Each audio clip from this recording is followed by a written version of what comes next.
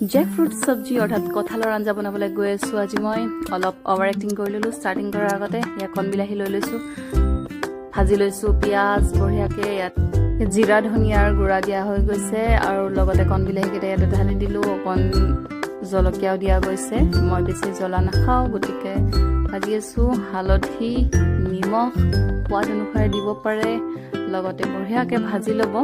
আদা নহৰু পেষ্টটো দি দিব। বইল কৰি লোৱা কঁঠালৰ যিখিনি চব্জি আছিলে সেইখিনি আমি অলপ অলপকৈ দিম, পানী নোহোৱাকৈ। পানীখিনি আমি পিছত দিম, সেইখিনি থৈ দিছোঁ। ভালকৈ আগতে ভাজি ল'ম।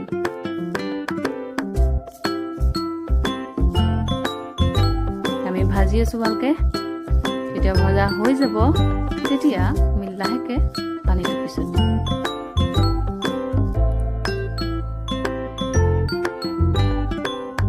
ইয়াত পানী দিলোঁ।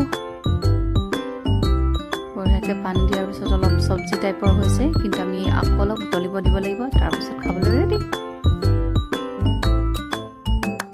আজিলৈ ইমানেই, থেংক ইউ।